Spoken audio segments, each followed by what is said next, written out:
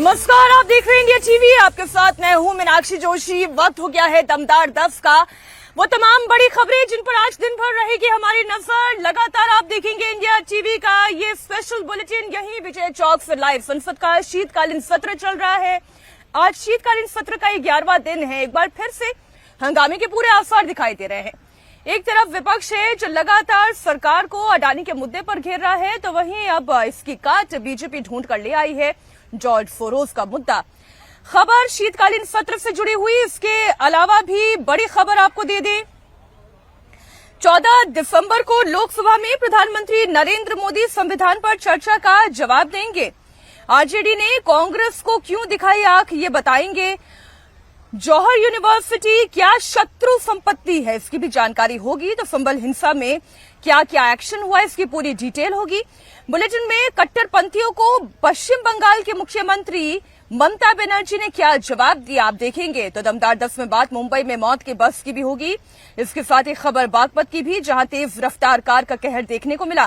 Bulletin में बात Syria पर इजरायल की स्ट्राइक की भी होगी। लेकिन सबसे बड़ी खबर दिल्ली के मुख्यमंत्री आवास को लेकर, जिस पर सियासत तेज हो गई है। जी हां, दिल्ली में मुख्यमंत्री का आवास, जो कभी अरविंद केजरीवाल का आवास हुआ करता था, अब दिल्ली के मुख्यमंत्री आतिशी हैं।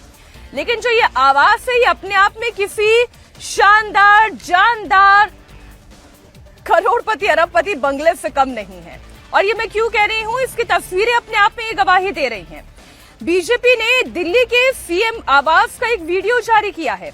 इसमें सीएम आवास का 7 स्टार बंगला, ऐसा बीजेपी का कहना है। अरविंद केजरीवाल दिल्ली के मुख्यमंत्री थे, तब वो यहीं पर रहते थे। इस वीडियो को आप देखिए, बकायदा पूरा हाईटेक जिम दिखाई दे रहा है, बड़ी बड़ी मशीनें दिखाई दे रही है और एक्सपेंसिव मशीनें हैं। वो तमाम लोग जो खुद जिम जाते हैं, जो जिम की मशीनों के बारे में समझ रखते हैं, वो इसे देखकर ये अंदाजा तो लगा सकते हैं कि ये जिम वाकई में वेल इक्विप्ड है और अच्छा खासा जिम है। वीडियो में दिल्ली के सीएम के आवास का जो कोना दिखाई दे रहा है वो काफी आलीशान दिखाई दे रहा है। अब जैसे यही आप देख लीजिए, जकूजी बाथटब इसमें दिखाई दे रहा है। सोना बाथ लिया जा सकता है। इसी बाथटब का जिक्र बार बार आलोचक दिल्ली के पूर्व सीएम अरविंद केजरीवाल को लेकर कर चुके हैं। अब ये देखिए, जो पूरा पोस्ट है वीरेंद्र सचदेवा का, वो इस वक्त मैं आपके सामने रख रही हूं। बीजेपी का दावा यह है कि केवल बाथरूम और जिम बनाने में ही 3 करोड़ 75 लाख रुपए खर्च कर दिए गए।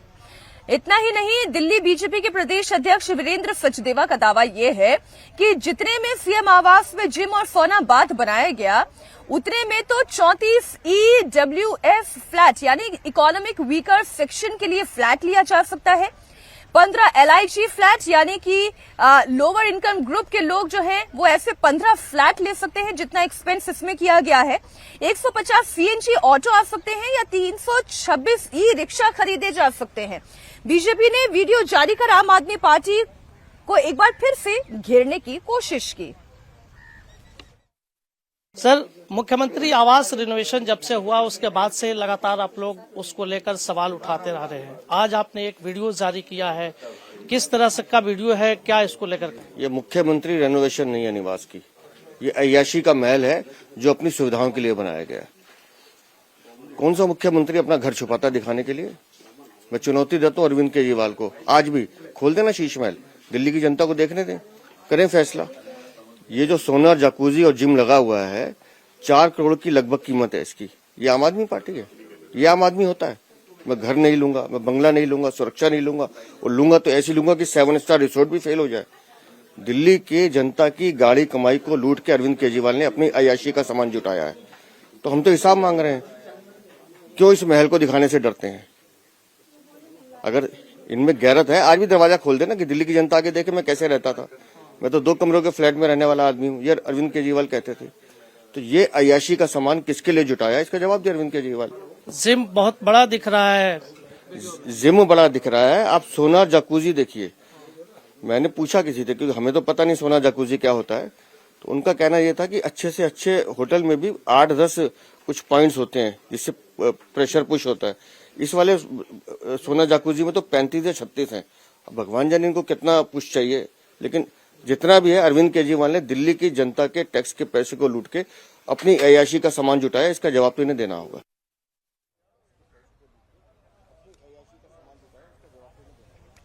हमारे सहयोगी भास्कर मिश्रा इस खबर पर लाइव जुड़ गए हैं। भास्कर, अब ये शानदार बंगला तो हम देख ही रहे हैं जो बीजेपी दिखा रही है और दावा जो कर रही है वो दावा भी हम दर्शकों को दिखा रहे हैं, लेकिन ये वाकई में वही अरविंद केजरीवाल है? ये वही उनकी रीति नीति हाई मोरल ग्राउंड से जो उनके घर में दिखाई दे रहे हैं? बीजेपी तो कम से कम यही बताने की कोशिश कर रही है। देखिए, बहुत दिनों से इंतजार था वो शीश महल जिसे कहा जाता है उसके वीडियो का, और उसका पहला पार्ट अभी बाहर आया है। बहुत सारे और वीडियोज हैं जो बीजेपी एक एक करके बाहर निकालेगी। दिल्ली विधानसभा चुनाव में भारतीय जनता पार्टी के पास सबसे बड़ा मुद्दा यही है और उनके पास वीडियो का साक्ष्य है, और इस साक्ष्य के जरिए भारतीय जनता पार्टी कोशिश ये करेगी कि चुनाव में अरविंद केजरीवाल का जो इमेज है उसको एक बार डेंट पहुंचाया जाए। पिछले 3 बार से जो अरविंद केजरीवाल को जीत मिल रही है राजधानी दिल्ली में, उसमें एक बहुत बड़ी भूमिका यह है कि अरविंद केजरीवाल आम व्यक्ति है, उनकी पार्टी आम आदमी की पार्टी है, और अगर इस पे डेंट पहुंचता है तो भारतीय जनता पार्टी के लिए चुनाव बहुत आसान हो जाएगा। और भारतीय जनता पार्टी ये कोशिश कर रही है कि अरविंद केजरीवाल कोई आम व्यक्ति नहीं है और आम आदमी पार्टी कोई स्पेशल पार्टी नहीं है, बल्कि तमाम पॉलिटिकल पार्टी जो है उसके बराबर ही है, इनफैक्ट उससे ज्यादा है कुछ मामलों में। ये कोशिश है भारतीय जनता पार्टी की।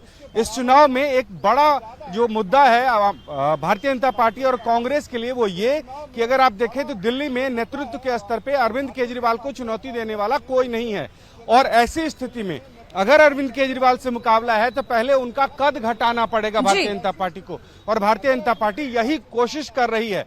हालांकि इस घर के संबंधित तमाम जानकारी पहले भी आ चुकी है, वीडियो पहली बार आया है, और ये सिर्फ एक वीडियो है, ऐसे तमाम वीडियोज हैं, और उसके बाद अरविंद केजरीवाल का जो सीएम का दफ्तर है उसका वीडियो भी आएगा। वो ये वीडियो दिल्ली विधानसभा चुनाव से पहले बीजेपी के लिए एक बड़ा हथियार भी हो सकता है, ऐसा साबित हो सकता है। बहुत शुक्रिया पूरी जानकारी के लिए भास्कर आपका। दमदार 10 में अब बात होगी बेस्ट बस की। जी हाँ, मुंबई की बेस्ट बस का बेकाबू कहर जो है वो देखने को मिला है सड़कों पर। मुंबई के कुर्ला वेस्ट में कल रात सड़क पर एक भयानक हादसा हुआ। बेस्ट की बेकाबू बस ने भीड़भाड़ वाले इलाके में राह चलते लोगों को कुचल दिया। उन्हें कुचलते हुए ये आगे बढ़ती चली गई। मुंबई बस हादसे में मरने वालों का आंकड़ा बढ़ गया है। हादसे में घायल 7 लोगों की जान चली गई है। 39 लोग अभी भी घायल बताए जा रहे हैं, इनमें से कई की हालत बहुत नाजुक है। माफ कीजिएगा, 49 लोग 49 पीपल इस वक्त घायल हैं और कई की हालत अभी भी नाजुक बनी हुई है। मतलब ये साफ है कि बस हादसे में मरने वालों का आंकड़ा अभी बढ़ सकता है। हादसे की हाई लेवल जांच हो रही है और फॉरेंसिक की टीम घटना स्थल पर पहुंचकर सबूत जुटा रही है। बेस्ट बस में ब्रेक फेल होने की भी खबर है, जिसके चलते यह हादसा हुआ है। एक्सपर्ट टीम बस की जांच कर रही है। मैं सबसे पहले आपको वहां का सीसीटीवी फुटेज दिखाती हूं जहां यह हादसा हुआ है। बस बहुत तेज रफ्तार में थी, इससे तो कोई दो राय नहीं है, और बहुत तेज रफ्तार के साथ आगे बढ़ती चली जा रही है। और ये देखिए कितनी बेदर्दी से राह चलते लोगों को कुचलते हुए आगे बढ़ गई। बस की स्पीड ये बता रही है कि बस बहुत तेज गति से आगे बढ़ रही है। इस दौरान भीड़ भाड़ वाला इलाका, एक बस ऑटो को रौंदते हुए दिखाई दे रही है। आसपास के मौजूद लोग उनके होश फाख्ता हो गए। भीड़ भाड़ वाले इलाके में आखिर बस इतनी तेजी से आगे गई कैसे? अगर बस के ब्रेक फेल होने की भी बात कही जा रही है तो स्पीड इतनी बढ़ती कैसे चली गई? हादसे के बाद पुलिस ने आरोपी बस ड्राइवर को गिरफ्तार कर लिया है। आरोपी बस ड्राइवर का नाम संजय मोरे है। एक और तस्वीर आपके सामने रख रही हूं इसी हादसे का, एक और ये फुटेज। ये आप देखें, लोग परेशान हैं। भीड़ भाड़ वाला दरअसल ये पूरा इलाका है, और जैसे ये बस तेज रफ्तार से आगे बढ़ी, अब ये देखिए, ये दूसरी फुटेज है। ये दूसरे सीसीटीवी कैमरे से ली गई फुटेज है। बस तेजी से आगे बढ़ रही है। हालांकि इस कैमरे में स्पीड इतनी तेज नहीं दिखाई दे रही है, लेकिन इससे पहले जो तस्वीर हमने आपको दिखाई उसमें तो बस की रफ्तार बहुत ज्यादा थी। सुबह सुबह हमारे संवाददाता साकेत राय हादसे वाली जगह पर पहुंचे। यह हादसा कैसे हुआ, वहां पर मौजूद लोग क्या सवाल उठा रहे हैं, उनकी एक रिपोर्ट देखें। बीती रात मुंबई के कुर्ला इलाके में जिस तरह से बस ने कुछ लोगों को टक्कर मारी और इसमें 5 लोगों की मौत अभी तक हो चुकी है। कुछ लोग हमारे साथ हैं जो उस वक्त वहां मौजूद थे। रात भर ये लोग यहीं मौजूद रहे, लोगों की मदद करते रहे। हम जानना चाहेंगे सर क्या हुआ था, जरा विस्तार से बताएं। कुर्ला स्टेशन से 332 बस थी, वहां से स्टार्ट किया बस वाले ने, और जो स्टार्ट किया थोड़ा आगे अर्पण दवाखाना है, वहां से उसका ब्रेक फेल हुआ कि उसकी गाड़ी में कुछ प्रॉब्लम हुआ। वहां से आदमी को ठोकते ठोकते 7 से 8 रिक्शा को ठोका। उसके आगे एक रिक्शा वाला था, उसको 2-3 बार ठोकते ठोकते आ रहा था धीरे धीरे, और जो पोजीशन में आया वहां से सबको घसते घसते कम से कम 5 से 6 लेडीज को मेरे सामने बस वाले ने दबा के, ऐसा लेप दबा के उड़ाया, और वो यहाँ लाके अम्बेडकर इधर ओपन स्पेस मिला उसको, तो इधर इसने घुसा दिया। मैं आपको तस्वीरों में भी लेके चलूंगा। मेरे कैमरामैन से कहूंगा कि वो जरा यहाँ की लोकेशन को दिखाएं, क्योंकि इसे समझना बेहद जरूरी है। कल जिस तरह से 332 नंबर की बस लगभग 9:30 बजे के आसपास आकर कुर्ला के इस बिल्डिंग से टकराई। अगर आप इस वक्त बिल्डिंग के पूरे हिस्से को देखें, निचले स्तर के हिस्से को देखें, तो आपको नजर आएगा कि यहाँ पर किस तरह से जो घटना है, इस तरह ये पूरी तस्वीरें जो हैं इस वक्त इस बात की गवाही दे रही हैं कि ये घटना कितनी भयावह थी। अगर आप उस घटनाक्रम के सीसीटीवी फुटेज को भी देखें तो उसमें भी साफ तौर पर नजर। इस वक्त मेरे सहयोगी साकेत राय लाइव जुड़े हुए हैं। साकेत, आपने पूरे उस इलाके का मौका मुआयना किया, प्रत्यक्षदर्शियों ने जो देखा, जो समझा, आपने वो समझने की कोशिश की। बस का ब्रेक फेल होता ऐसा लग रहा है, या बस के ड्राइवर का ही बस पर से संतुलन चला गया था और इस तरीके से उसने इतने खौफनाक हादसे को अंजाम दिया? देखिए मीनाक्षी, इस मामले में लगातार एक के बाद एक जिस तरह के अपडेट्स आ रहे हैं, उसके बाद इस पूरे घटनाक्रम को समझना बेहद जरूरी होगा। फिलहाल एक बड़ी ही दिलचस्प बात निकलकर सामने आ रही है कि संजय मोरे, जो कि इस बस का ड्राइवर था, उसने 1 दिसंबर को ही अपनी नौकरी ज्वाइन की थी, यानी कि अभी हाल ही में उसने बीएसटी के साथ, खुद के साथ वो जुड़ा था। ऐसे में क्या सही तरीके से ट्रेनिंग पीरियड जो है उसने पूरा किया था अथवा नहीं किया था, ये एक बड़ा सवाल है। वहीं दूसरी तरफ अगर आप देखें तो एक विधायक द्वारा ये बात भी कही जा रही है कि उसने ब्रेक के बजाय गलती से एक्सीलेटर दबा दिया। तो टेक्निकल मुआयना जो है वो इस वक्त फॉरेंसिक्स की टीम और पुलिस की तरफ से की जा रही है, यानी कि क्या बस को लेकर सही ट्रेनिंग उसे दी गई थी या नहीं। इसके अलावा क्या उसने नशे के हालत में कहीं बस को हाथ तो नहीं लगाया था, इस बात की भी अभी तक पुष्टि नहीं हो पाई है, क्योंकि कल रात ही जेजे अस्पताल में इस ड्राइवर का जो है मेडिकल टेस्ट करा लिया गया है। ऐसे में आज दोपहर तक ये रिपोर्ट आ जाएगी। अब आपको बता दें कि इस पूरे घटनाक्रम में पुलिस ने कल्पेबल होमोसाइड का मामला दर्ज किया है, यानी कि धारा 105। जी, अब रिपोर्ट का इंतजार करते हैं। साकेत, फिलहाल पूरी जानकारी के लिए आपका बहुत शुक्रिया। ये तो बात हुई मुंबई की, अब आपको जानकारी दे दें दिल्ली से। इंडिया अलायंस के बीच में जो घमासान मचा हुआ है, जो कांग्रेस से दूरी घटक दल बना रहे हैं, उससे जुड़ी हुई है खबर। आपको बता दें, शरद पवार के बाद अब लालू यादव भी उसी ट्रैक पर बयान दे रहे हैं। लालू यादव भी मान रहे हैं कि इंडिया अलायंस के नेतृत्व की कमान अब ममता बनर्जी को सौंप देनी चाहिए। लालू यादव ने यह भी कहा कि कांग्रेस पार्टी इसका विरोध कर रही है, इस बात को लेकर नाराजगी जाहिर कर रही है। तो लालू यादव ने कहा कि कांग्रेस की आपत्ति जताने से क्या होगा, ममता ने विपक्ष के नेतृत्व करने की अगर इच्छा जताई है तो इसका समर्थन किया जाना चाहिए। क्या कहा लालू यादव ने, आप वो सुने। कांग्रेस उसकी आपत्ति जता रही है लालू जी। कांग्रेस क्यों जताने से नहीं होगा, ममता को दो। मुख्यमंत्री नीतीश कुमार यात्रा पे जा रहे लालू जी। अच्छा है, जा रहे हैं तो अब तो नैन सेकने जा रहे हैं। न तो ममता जी को दे दिया जाए। हाँ दे दे। 25 में बोल रहे हैं सरकार फिर से बना रहे हैं लालू जी। हाँ बनाएंगे हम लोग। नीतीश कुमार दावा कर रहे हैं कि 225 सीट जीतेंगे एनडीए। अरे पहले आँख सेके ना अपना, जा रहे हैं आँख सेक।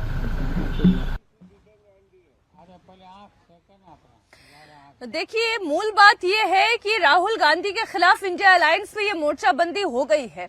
चाहे बात शरद पवार की करें, लालू यादव का बयान हमने आपको सुना दिया, वहीं शिवसेना उद्धव गुट से सांसद संजय राउत भी कुछ उसी ट्रैक पर आगे बढ़ते हुए नजर आ रहे हैं। संजय राउत ने ममता बनर्जी के समर्थन में बड़ा बयान दिया है। संजय राउत ने कहा है कि इंडिया गठबंधन के अंदर इस मुद्दे पर चर्चा चल रही है। इंडिया गठबंधन का नेतृत्व ऐसे नेता को करना चाहिए जो पर्याप्त समय दे सके। इंडिया गठबंधन को मजबूत ताकत बनाना है तो इस पर चर्चा करनी ही होगी। इस बारे में इंडिया ब्लॉक में चर्चा चल रही है। इंडिया ब्लॉक में सिर्फ कांग्रेस पार्टी नहीं है, कांग्रेस पार्टी वरिष्ठ पार्टी है, बड़ी पार्टी है। कांग्रेस पार्टी की लीडरशिप के साथ हमारे सबके बहुत मधुर संबंध है, चाहे राहुल जी हो, चाहे खड़गे साहब हो। कांग्रेस एक राष्ट्रीय पार्टी होने के नाते और कांग्रेस के पास पार्लियामेंट में ज़्यादा सांसद चुनकर आए हैं, ये अगर सही है, फिर भी अगर देश में इंडिया ब्लॉक का फिर एक बार हमको ताकत खड़ी करनी है तो सबको एक साथ बैठकर इंडिया ब्लॉक के लीडरशिप के बारे में जो समय दे सके इंडिया ब्लॉक के काम को देश भर में, उस बारे में नेतृत्व के बारे में चर्चा करने की हमारी सबकी इच्छा है। चाहे शरद पवार जी हो, चाहे ममता जी हो, लालू जी, अखिलेश जी, उद्धव ठाकरे साहब, शायद नवीन पटनायक भी उसमें आ सकते हैं, नवीन बाबू भी आ सकते हैं। तो हम सब बात करेंगे, चर्चा चल रही है, आपस में एक दूसरे के साथ संपर्क चल रहा है। और आइए बात करते हैं संसद में मचे हुए घमासान की, जो पक्ष और विपक्ष के बीच में जॉर्ज सोरोस के मुद्दे पर तो थी ही, लेकिन अब ये बात और आगे बढ़ गई है, जगदीप धनखड़ के खिलाफ अविश्वास प्रस्ताव तक पहुंच गई है। बड़ी खबर आपको दे दी, विपक्ष जगदीप धनखड़ के खिलाफ अविश्वास प्रस्ताव लाने की तैयारी में है। सूत्रों के मुताबिक कल संसद में हुए पूरे हंगामे के बाद विपक्ष ने ये मंत्रणा की कि जगदीप धनखड़ के खिलाफ अविश्वास प्रस्ताव लाया जाए। इस पर 70 सांसदों ने हस्ताक्षर कर दिए हैं। अभी तक अडानी के मुद्दे पर दूरी बनाने वाली समाजवादी पार्टी और टीएमसी भी इस अविश्वास प्रस्ताव के पक्ष में विपक्षी गठबंधन के साथ है। कल राज्यसभा में जॉर्ज सोरोस के मुद्दे पर जमकर हंगामा हुआ था। विपक्ष ने राज्यसभा सभापति जगदीप धनखड़ पर पक्षपातपूर्ण रवैया अपनाने का आरोप लगाया। विपक्षी सांसदों का कहना था कि सभापति जब इस बारे में चर्चा का नोटिस ठुकरा चुके हैं तो बीजेपी सांसदों को बोलने की इजाजत कैसे दी जा सकती है। हंगामे के कारण कल राज्यसभा में कोई कामकाज नहीं हो सका। सदन की कार्यवाही को भी 3-3 बार स्थगित करना पड़ा। राज्यसभा के सभापति जगदीप धनखड़ ने बीजेपी और कांग्रेस के नेताओं के साथ बैठक भी की। आज भी फ्लोर लीडर्स के साथ वो बैठक करने वाले हैं, लेकिन विपक्ष के नेता धनखड़ से इतने खफा हैं कि सदन के अंदर बार बार उनके बर्ताव पर ही सवाल उठा रहे हैं। राज्यसभा के सभापति पर सरकार का पक्ष लेने का आरोप लगाया जा रहा है। सरकार बचाना चाहती है अडानी को, इसीलिए ये सब कुछ कर रही है। अडानी की चोरी को बचाने के लिए ये किया जा रहा है। आपने मुझे परमिट किया, मेरा क्वेश्चन नंबर 2 लगा हुआ है। बोंडे जी, जानबूझकर साजिश है। अनिल सुखराम बोंडे जी, अनिल सुखराम बोंडे जी। जॉर्ज सोरोस कांग्रेस का कौन सगा लगता है, इसके ऊपर डिस्कशन होना बहुत जरूरी है। पूरी इंडिया माननीय दिग्विजय सिंह जी, सर पूरे सम्मानजनक ढंग से आपसे अनुरोध करना चाहता हूं कि आपसे ये उम्मीद नहीं थी। आप पक्षपात कर रहे हैं। कौन से नियम के अंदर आपने डिस्कशन चालू किया है? आपने कौन से नियम में इनको बोलने का अधिकार दिया है? हाउस ये आपका अवरोध कर रहे हैं और आप उनको अलाउ कर रहे हैं। हम भरत पड़ते हैं, आप उनका नाम ले लेके आप उनको अलाउ कर रहे हैं। आप देखिए, पहले जिस तरीके से बयान आया सदन के अंदर, प्रमोद तिवारी का अडानी के मुद्दे पर वो बोलने लगे। उसके बाद सत्ता पक्ष की ओर से जॉर्ज सोरोस के मुद्दे पर बोला जाने लगा और फिर इसी बात को लेकर दिग्विजय सिंह खड़े हो गए। वो नाराज होने लगे कि आपने कौन से नियम के तहत ये चर्चा करने का मौका सत्ता पक्ष को दिया है। दरअसल मसला अविश्वास का है, जो सभापति जगदीप धनखड़ के लिए विपक्ष के बीच में लगातार बना हुआ है। और ये केवल इस सत्र की बात नहीं है, बल्कि इससे पिछले सत्र को भी आप देखें, मॉनसून सेशन के दौरान ही अविश्वास प्रस्ताव लाने की तैयारी थी, लेकिन तब ये प्रस्ताव नहीं लाया गया। अब एक बार फिर से ये चर्चा हो रही है। अब इस बार ये प्रस्ताव लाया जाता है या नहीं, इसे देखना होगा। विपक्ष धनखड़ के खिलाफ क्यों बार बार इस तरीके की एक तरीके की भूमिका बनाता है, इसे आपको समझना होगा। विपक्ष ये आरोप लगाता है कि जगदीप धनखड़ राज्यसभा में पक्षपात कर रहे हैं। जगदीप धनखड़ सभापति के आसन पर बैठकर निष्पक्ष नहीं रहते हैं, बल्कि बीजेपी के पक्ष में ज्यादा दिखाई देते हैं। इसे लेकर अक्सर धनखड़ और विपक्षी सांसदों के बीच में टोका टोकी भी होती है। जरा आप मॉनसून सेशन याद करें, जगदीप धनखड़ काफी ज्यादा खफा नजर आए थे। उन्होंने डायरेक्ट चेयर से उठकर इसे अपनी तरफ से समझाने की भी कोशिश की थी कि वो बहुत आहत हैं। विपक्ष का ये भी आरोप है कि संसद में चर्चा के दौरान उनका माइक ऑफ कर दिया जाता है। साथ ही धनखड़ पर विपक्षी सांसदों पर टिप्पणी करने के भी आरोप लगे हुए हैं, लेकिन सरकार धनखड़ का बचाव कर रही है। प्रहलाद जोशी ने पूरे मामले पर क्या कहा, वो आपको सुनाते हैं। आज पूरा डिटेल में बाहर आ गया कि ये सूरज जॉर्ज, सोनिया गांधी और राहुल गांधी ये एक साथ चल रहे हैं, ये पूरा बाहर आ गया। उनको शर्म है तो ये सब के लिए क्षमा प्रार्थना करके पार्लियामेंट चलाने के लिए इनको, और जो कुछ भी वो चर्चा चाहते हैं, स्पीकर साहब ने भी कहा, चेयरमैन साहब भी कहा है, नियम और प्रक्रिया के अनुसार जो भी वो डिसीजन लेते हैं वो चर्चा करने के लिए सरकार तैयार है।